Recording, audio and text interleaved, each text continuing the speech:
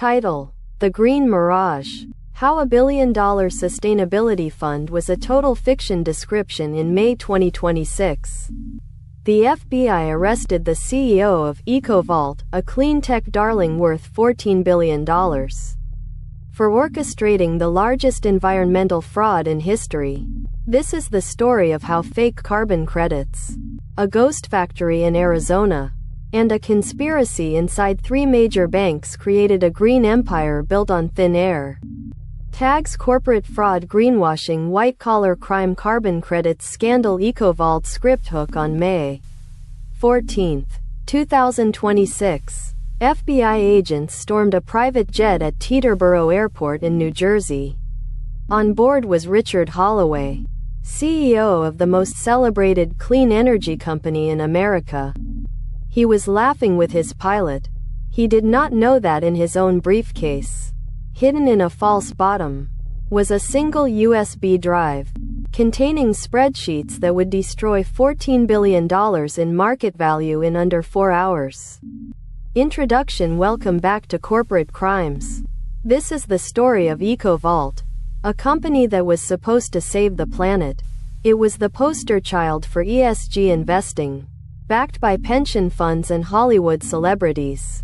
In May 2026, it collapsed like a house of cards. This wasn't just fraud. It was a psychological operation against the entire green investment movement. And the victims were not just rich people in Manhattan. It was your grandmother's retirement fund. If you want to understand how the system really works, you need to understand the Green Mirage. Main content. Section 1. The Promise. EcoVault launched in 2019 with a simple mission: build massive underground storage facilities for captured carbon dioxide. The idea was beautiful: capture CO2 from factories, compress it into liquid, and pump it deep into salt caverns. Holloway promised that by 2030, his company would store more carbon than the entire country of Germany emits in a year. Investors loved it. By 2023, EcoVault had raised $8.2 billion. BlackRock, Vanguard, and a Saudi sovereign wealth fund were all in. The company went public at $42 per share. By early 2026, it hit $187. But here's the problem: carbon storage doesn't make money. At least, not enough to justify a $14 billion valuation. The real money was in carbon credits. EcoVault would sell verified carbon offsets to companies like Delta and Shell, claiming that every ton of CO2 they stored was one less ton in the atmosphere. Each credit sold for $15 to $35. And that's where the fiction began.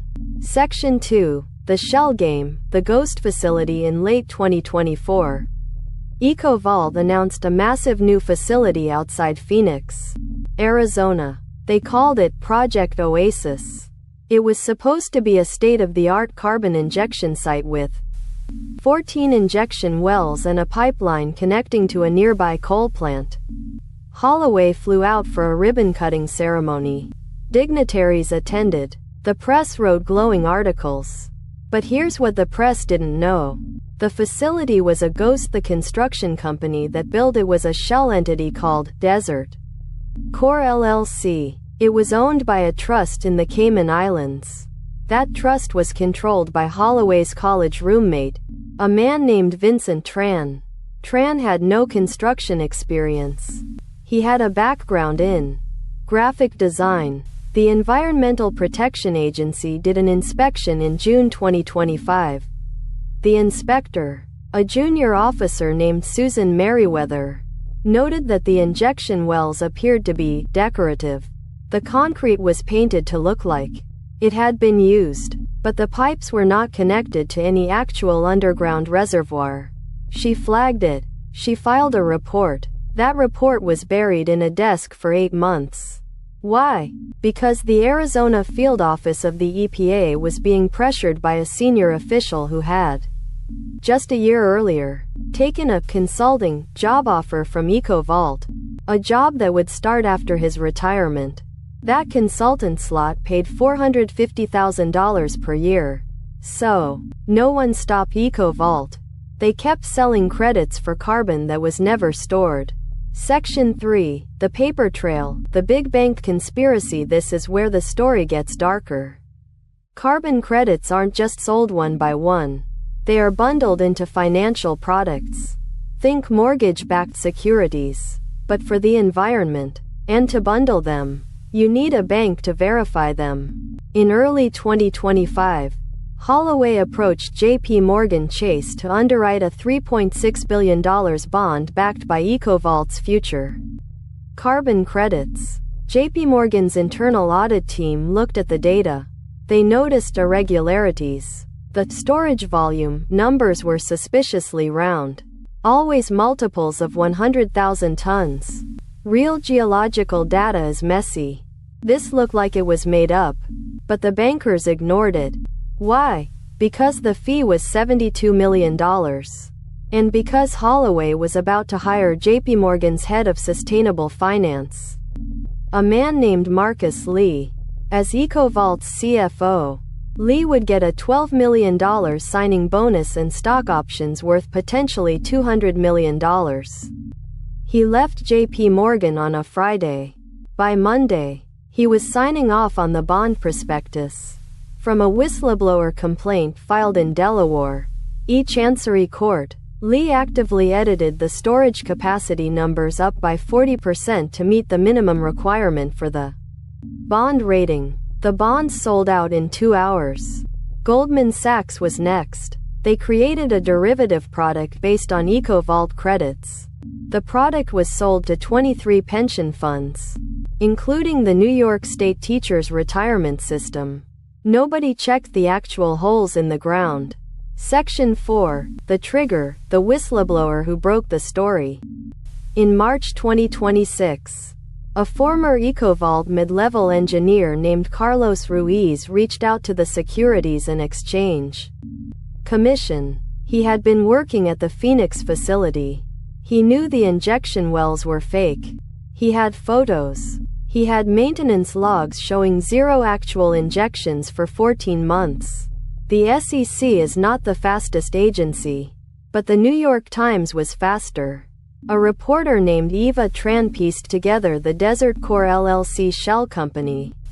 She traced the payments. She found that $240 million had been moved from EcoVault into an account in the Bahamas, then into a Swiss account, then into a shell corporation that bought a luxury yacht named the Carbon Sink. Holloway had purchased the yacht for $48 million. It was registered under a company in Malta. On May 2, 2026, The Times published its exposé. The stock crashed 30% that day. Trading was halted. The FBI raided EcoVault's New York headquarters on May 8. Holloway was arrested on May 14. The total fraud: $11.7 billion in fake carbon credit sales over 4 years. Over 1,400 institutional investors were affected. Delta Airlines lost $340 million in offset value. Shell wrote down $900 million. Conclusion: Richard Holloway is currently in federal custody, awaiting trial on 17 counts of wire fraud, securities fraud, and money laundering. Vincent Tran has not been seen since April 2026. Marcus Lee is cooperating with prosecutors. But here's the terrible truth. Most of the carbon credits that EcoVault sold were not backed by any real storage. The carbon dioxide that companies like